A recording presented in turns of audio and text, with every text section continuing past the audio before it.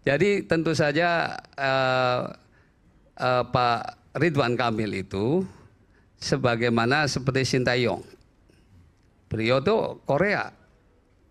Dia datang ke Indonesia, harus melatih Indonesia dan melawan Korea lagi. Ya. Dan menang lagi.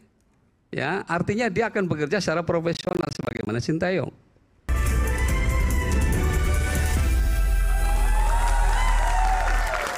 Kembali rakyat bersuara, saya akan panggilkan, saya mohon maaf bangun ya.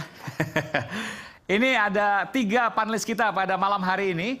Yang pertama saya panggilkan, tentu tetap di kursi, karena sekarang nggak kesini. Sini khusus cagup, kecuali mau jadi cagup atau cawagup. Bang Effendi mau? Bung Effendi Ghazali, ya. Pakar komunikasi politik. Selanjutnya ada Prof. Ikrar Nusa Bakti, akademisi.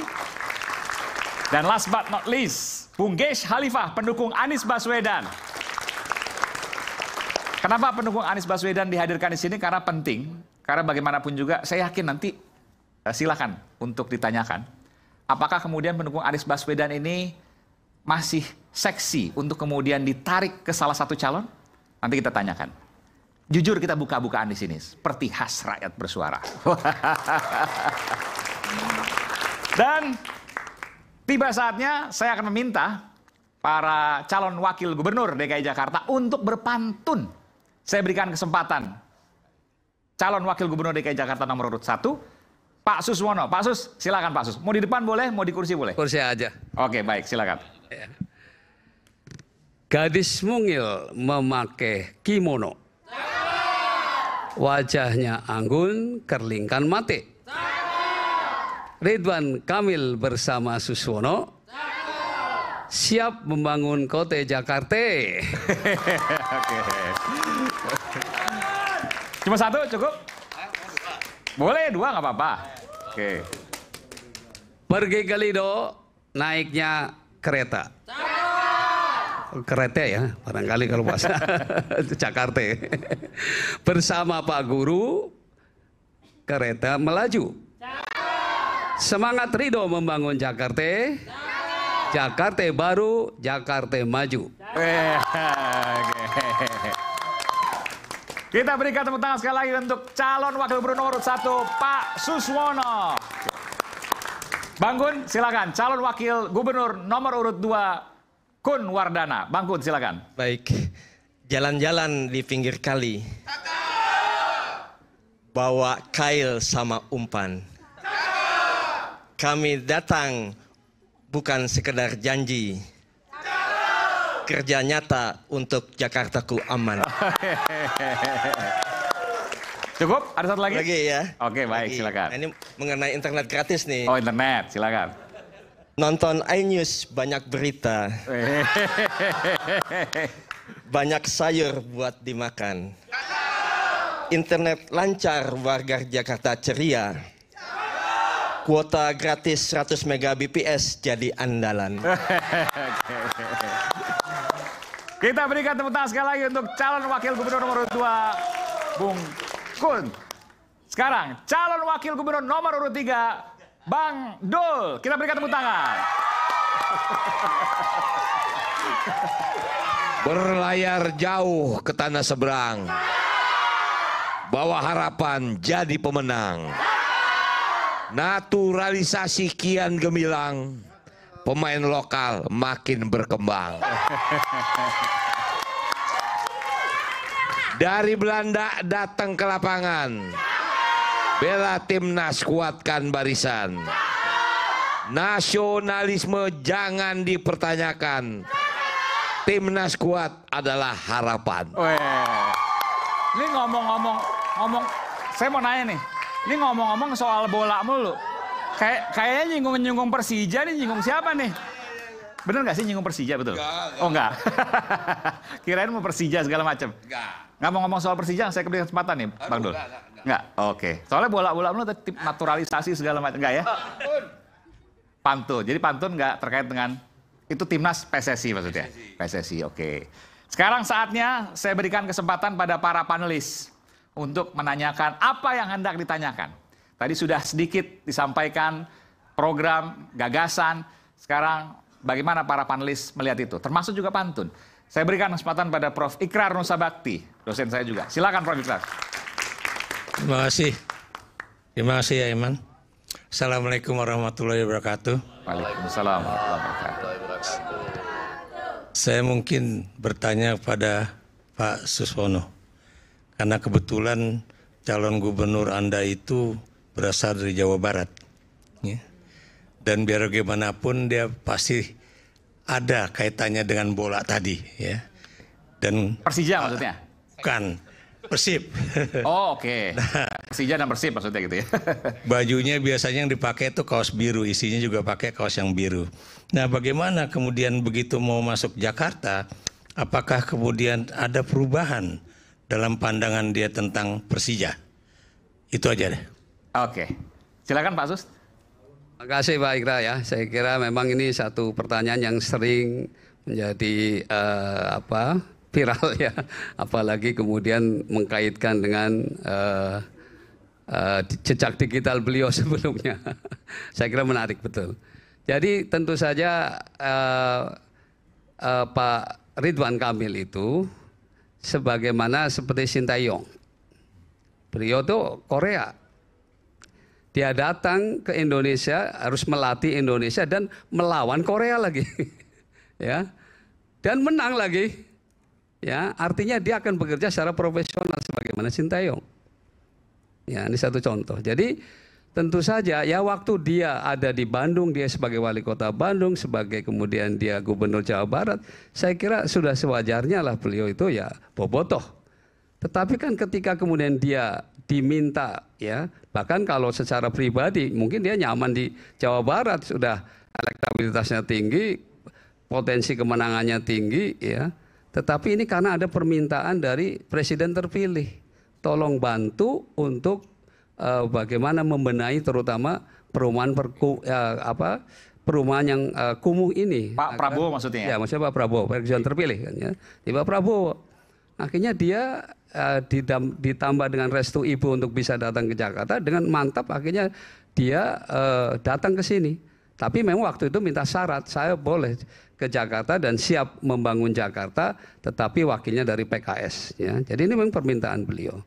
Nah, dan beliau sebetulnya bukan orang asing di Jakarta. Karya-karya beliau itu sudah banyak di Jakarta. Ya, hotel-hotel, kemudian juga ya patung-patung yang seperti di Kemayoran itu adalah karya beliau. Ya. Jadi kemudian dia sudah menjadi penasihat gubernur itu sejak Pak Sutioso, berlanjut ke gubernur sesudahnya Pak Foke dan seterusnya. Jadi artinya beliau karya-karya beliau di Jakarta itu jejaknya ada. Ya. Jadi bukan asing untuk Jakarta. Nah, karena itu terkait dengan persoalan Persija ini, ya tentu saja sekarang pun kita sudah mulai berkomunikasi tentu saja dengan tokoh-tokohnya dan setelah berkomunikasi nampaknya mulai cair kok. Ya, ini kan sebetulnya media ada yang memang sengaja memviralkan, sengaja untuk memojokkan beliau ya dengan jejak digital yang lama itu. Tapi dia sudah mengatakan bahwa dia pun sudah minta maaf terkait dengan ya waktu dia masih muda. Tentu sekarang dengan bertambahnya usia, ya kearifan itu juga tentu saja muncul dan dia sudah selalu mengatakan bahwa dia akan bekerja secara profesional. Dan tentu ketika nanti dia jadi gubernur Jakarta, dengan sendirinya pastilah dia akan membela habis-habisan Persija agar membanggakan lagi Jakarta. Begitu Mas, Pak. Ada pertanyaan lagi mungkin, Prof? Silakan kalau Pindah nggak? boleh silakan. Nih buat Calon gubernurnya aja boleh pindah, masa panelis nggak boleh pindah? Boleh dong. Bang Do, ya. Anda tahu Ya Bang. Undang-Undang DKJ Ya. itu cepat-cepat diresmikan. Ya.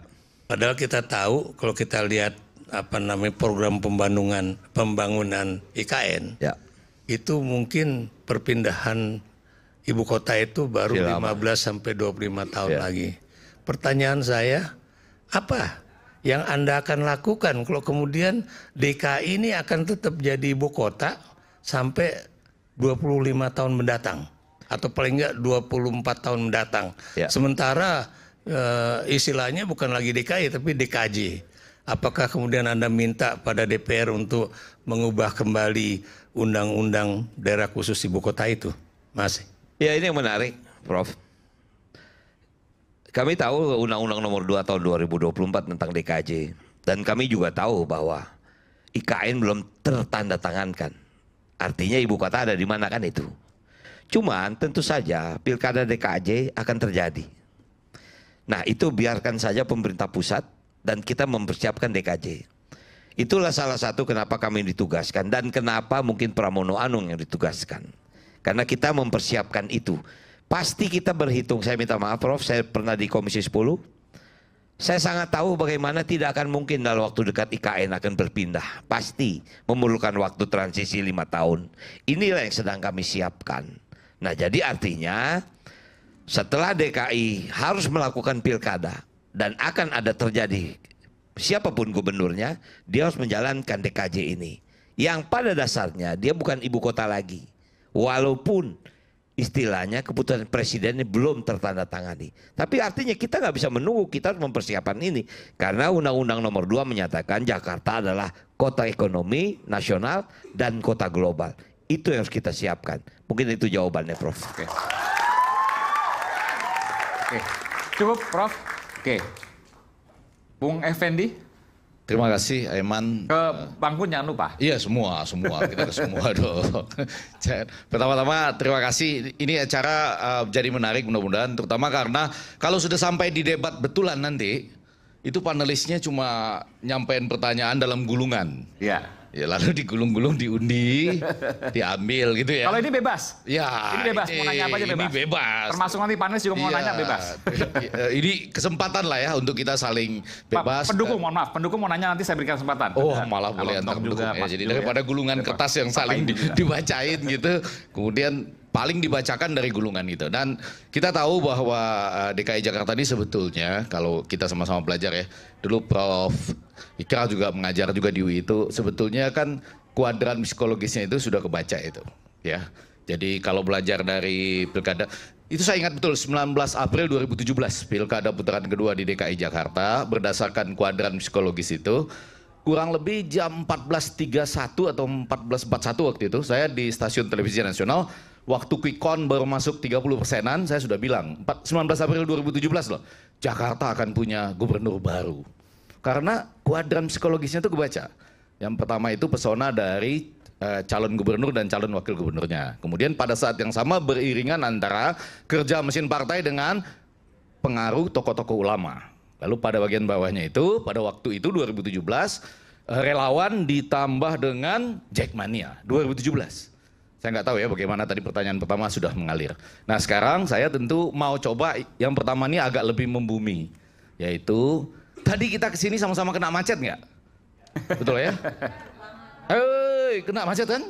Ya, kena macet semua ya? Ketiga calon wakil gubernur kena macet kan? Betul kena macet ya? Saya boleh tanya dong dari yang kedua dulu gitu ya. Ini kenapa kita macet dan kenapa? Bagaimana cara ngatasinya? Ya kan? Itu kan jauh lebih praktis. Karena kalau enggak tadi kita sampai di ruang tunggu tadi sama-sama marah doang. Macet. Saya ini apalagi salah puter dia tadi. Udah macet, salah puter. Anak buahnya Anies nih. Sahabat ya. Oh sahabat. Kita sahabat ya nggak boleh. Ya. Boleh, mulai dari dulu, nomor 2 dulu. Silakan Bang. Macet malam ini karena apa dan bagaimana ngatasinya gitu? Iya. Tadi kalau di awal kita menyampaikan mengenai infrastruktur digital, ya. Kalau kita bisa bekerja, kemudian berusaha, belajar, kreativitas dan juga bahkan juga berwisata, ya bisa dari rumah, ya. Kenapa juga kita melakukan mobilitas misalnya yang tidak efektif ya atau tidak efisien sehingga ini bisa mengurangi kemacetan lalu lintas. Bentar. Maksudnya memaksimalkan work from home.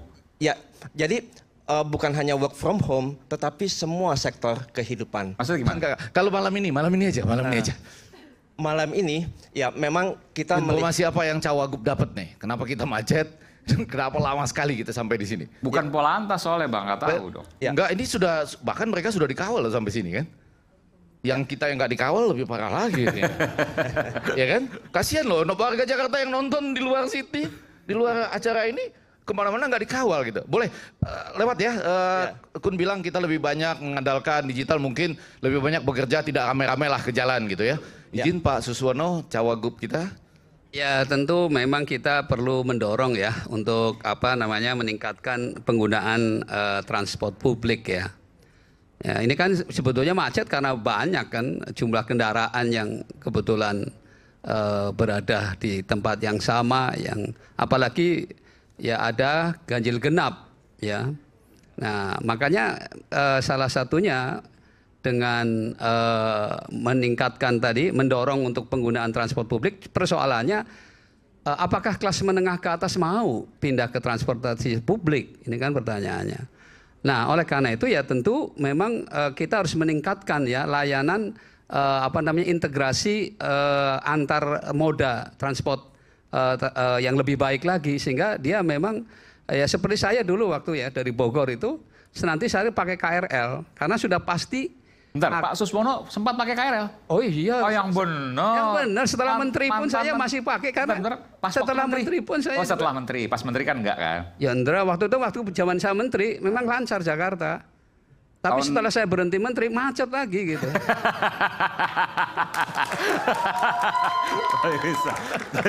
Jadi waktu jadi menteri lancar Jakarta. Karena pengawalannya ada di belakang, di depan gitu kan. Paling bisa. Menteri di KRL juga dikawal kan? Iya. Jadi waktu jadi menteri lancar Jakarta. Jawaban awalnya tadi itu agak kurang memuaskan saya. Nanti saya belum selesai kan? Oh belum selesai. Karena tadi kalau misalnya dibilang macet karena banyak kendaraan pada tempat yang sama, ya itu memang definisi macet begitu. Ya jadi memang kita harus meningkatkan tadi ya tentu saja meningkatkan jumlah armada untuk transportasi publik itu ya harus ditambah memang supaya yang nyaman. Ini kan orang kelas menengah ke atas kan dia segan untuk masuk. Supaya lebih enak aja. Saya biar bisa naik kendaraan publik yang nyaman dari rumah saya dengan begini aja. Kebetulan kan kadang-kadang harus begini kan karena mau ke iNews buat live. Ya. Harus begini gitu ya. Itu enaknya nyamannya pakai apa saya? Pak Sus. Ya, selanjutnya ini nanti saya naik begini ke Transjakarta ya, sampai di mana turun lalu nyambung gitu. Ya, kayak feedernya atau sambungannya begini juga nggak masalah gitu. Ya nggak masalah. Oh, akan tercapai itu ya pada waktu Pak Sus jadi Wagub nanti. Iya, kita memang sudah bertekad itu, Pak. Begitu kan? Kalau kita bisa naik di Transjakarta. Tapi sekarang di MRT udah banyak, Bung Effendi. Iya. Cuma sekarang MRT-nya apakah merata atau tidak itu pertanyaan. Ya itu dia, makanya nyambungnya sesudah MRT juga kan. Iya, jadi memperbanyak tadi moda transportasi publiknya. Yang kedua jarak diperpanjang. Jadi dari Banten ke Bekasi, ya, kemudian juga dari Bogor langsung Jakarta. Sehingga nanti tidak lagi banyak orang juga berhenti sesuai dengan tujuan masing-masing. Harga beda nggak apa-apa Pak Sus? Ada koneksi. Harga agak tinggi sedikit nggak apa-apa. Seperti sekarang kalau bicara KRL kan dengan MRT beda harganya. Ya, nggak ada masalah. Ya, nggak ada. Sebetulnya kalau untuk kelas menengah ke atas kan tidak ada masalah. Karena daripada dia memakai mobil pribadi. Ya seperti yang saya katakan, saya mobil pribadi dari Bogor misalnya, naik pakai kendaraan sudah jelas bermacet ria. Sementara naik KRL dengan cuma 5.000, 6.000 sudah sampai saya ke Tebet. Ya seperti itu. Artinya bisa kok. Artinya saya ketemu kelas menengah ke atas beberapa hari sebulan yang lalu lah. Dia sudah mulai itu yang kira-kira kebetulan memang ada koneksi. Jadi persoalannya di koneksi itu, Pak. Koneksinya ya. Ya, koneksi. Bang Rano, kerugian. Oh iya. Kerugian katanya karena kemacetan itu sekitar 100 triliun loh. Dibagi dua ya, kerugian secara langsung maupun kerugian karena waktu kita yang terbuang dan potensinya gitu ya. Padahal lebih dari APBD DKI itu. 85 triliun cuma APBD-nya gitu ya. Saya dengar juga ada gagasan menggratiskan sebagian MRT gitu ya. Oke. Gimana? Bang, kalau mendengar pertanyaan Abang, malam ini macet. Bukan sehari-hari macet, malam ini. Oh enggak sehari-hari ya. Enggak, kan? artinya tadi kan Abang malam ini. Yang malam ini kenapa? Betul. Ya? Jakarta ini memang spesifik macetnya bisa kita hitung. Pagi dan sore. Pagi pasti macet. Sore pulang kerja pasti macet. Nah yang di tengah ini kosong. Ya. Nah kalau hari ini tadi Abang tanya kenapa macet? Tadi saya juga tanya kenapa bisa macet. Oh katanya habis pelantikan DPR RI. Oke. Apa benar macetnya di sini karena ada pelantikan itu? Nah, jadi pertanyaan saya, ini yang sedang kita berusaha urai. Bahwa Jakarta ini sangat spesifik. Dia kalau pagi 14 juta penghuninya, kalau malam 9 juta penghuninya. Nah, jadi 5 juta ini mendatang dari Bogor, dari Tangerang, dari Bekasi, segala macam, masuklah ke Jakarta. Bang Fendi tinggal di mana? Jakarta Timur. Nah, Jakarta Timur masuk ke sini lewat berapa perapatan? Kira-kira. Belum sempat saya hitung, tapi mulai besok saya hitung ya. Artinya pasti traffic ini bisa kita antisipasi. Saya sendiri tadi jujur saya ketakutan. Sampai nggak saya ke studio ini? Karena saya sendiri udah pakai patwal juga kena macet. Tapi kata pertama paling duluan. Saya pertama nyampe duluan. Nah, jadi artinya Bang, memang kita sangat sadar, Mas Pram sadar, macet di Jakarta itu bisa kita prediksi kalau nggak pagi dan sore. Nah, siang ini kosong. Nah, inilah yang kita sedang siasati. Bagaimana cara bisa memecah ini? Mungkin yang kami dengar adalah satu, MRT sedang dipanjangin sampai ke Tanjung Priok. Kalau kita lihat Harmoni Bang, itu sedang bekerja. Dan kemudian LRT juga sudah dilanjutkan. Makanya mudah-mudahan nanti LRT bisa sampai ke JIS. Kalau JIS LRT sampai sana, selesailah. Nah, jadi artinya memang infrastruktur Jakarta tidak bisa bertambah secara alur. Yang kita bisa tambah adalah pada unitnya. Kami belum di DKI, tapi kami dengar Jakarta baru saja mendatangkan 500 unit busway baru dengan listrik. Itu informasi yang kami dengar. Nah, jadi memang kalau pertanyaan Abang, malam ini kenapa macet? Memang kalau Jakarta pagi dan sore pasti macet, apalagi sekarang ditambah katanya habis pelantikan DPR. Saya nggak tahu apa benar nggak tahu Bang Iman. Informasinya begitu. Begitu. Jadi informasi. kemana-mana, interlockingnya di mana-mana istilahnya. Iya. Tapi nggak ada yang mau nanya WFH mau diperbanyak. Kalau saya sih bukan dalam konteks WFH hanya mau diperbanyak, tapi lebih pada itu tadi, karena antisipasi kita kan tadi ada Tapi jam. bentar, saya mau tanya, kalau WFH diperbanyak Bang, kantin-kantin nggak kasihan ntar. Nah. Sepi. Ya. Gimana tuh? Jadi nanti kantin-kantin yang ada juga kita berikan akses pasar. Kan akses pasar kalau dalam dunia digital itu jauh melebihi pasar yang konvensional dia datang. Misalnya suatu toko yang rata-rata misalnya 100 orang pembeli secara konvensional, secara offline-nya. Tetapi kalau itu dia masuk digital, itu bisa jutaan orang melihat mereka dan itu menjadi tambahan penghasilan, tambahan Maksudnya order. online gitu? Online. Pesan online? Ya. Oke. Ya, Kan sudah ada ketergantungan. Ya. Itu tergantung dari pelayanan terhadap konsumen. Kalau dia sudah menjadi konsumen yang setia, tinggal online, tinggal kirim ke rumahnya masing-masing. Gitu, Kita ya. berikan tepuk tangan untuk ketiga calon wakil gubernur DKI Jakarta. Sesaat lagi saya akan kembali tebak gambar. Apa itu tebak gambar sesaat lagi? Tetaplah bersama kami di Rakyat Bersuara.